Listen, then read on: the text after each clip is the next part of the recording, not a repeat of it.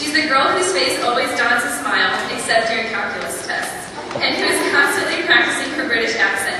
A girl whose basement steps we lined with mattresses and went sleeping bag surfing on when we were supposed to be babysitting her younger brother. The C in HRC. Ladies and gentlemen, it is my privilege to introduce to you a young woman with the coldest hands and the warmest heart, my friend and neighbor, Allison Harlos.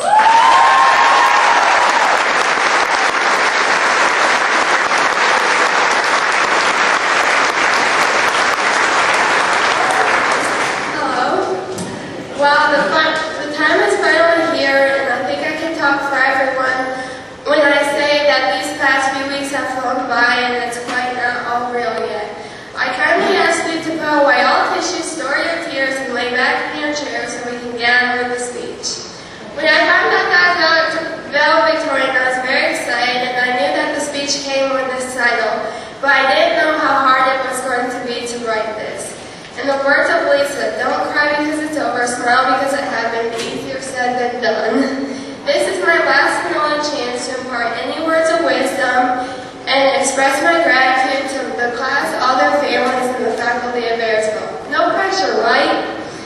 First, I want to say that I owe all of my achievements to God, and I know I wouldn't be who I am today without Him. He has given me the strength to get past these few years of life, and He has guided me along the way, and I would also like to thank my family and friends for giving me the morals and values and have shown me where my priorities in life should be. I'm so glad to be part of this class that is sitting right next to me. If you have been around us for any amount of time, you'll know we are a typical class, and we are far from normal. Upon any and every occasion, you'll hear us clap uncontrollably, and you might even have the privilege of hearing us to clap that we have mastered throughout the years. Yeah, just like that. We don't particularly make it a priority to get a dance going for the Battle of the Classes, but with our spirit, we cheer for 5 minutes straight just so we can win the bonfire points.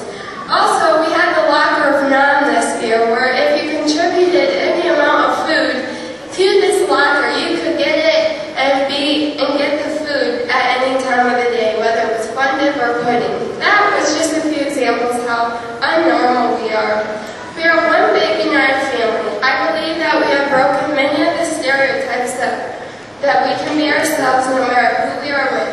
Whether we are a singer, artist, athlete, farmer, or smart person, we recognize each of our classmates' talents and encourage them along the way. Everyone is included. That is something we as a class should be proud of.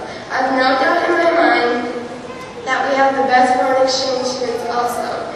Our class won't be the same without them, and I use foreign loosely because although they came from a different country, they become part of us.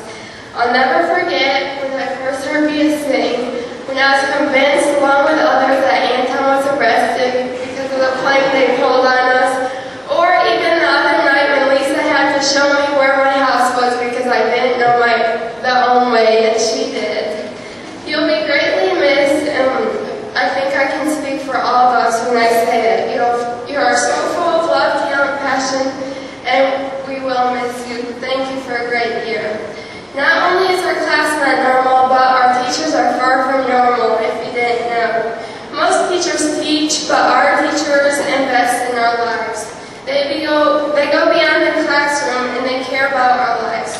Whether it was Mrs. Kiefer Skyping us every day or bringing us over to her house when she had to leave, or whether it was Mrs. Gonzalez taking us to the Dominican Republic, whether it was Miss Bucky sitting down and asking why I wasn't myself today, or whether it was Mrs. Lamming asking how the softball game went, they truly care about us.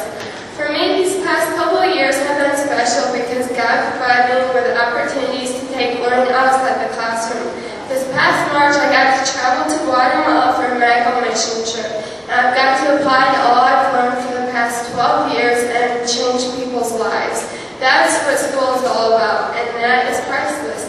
And I thank the school for letting me miss that many days, and for the teachers who share that same passion and was excited for that opportunity for me.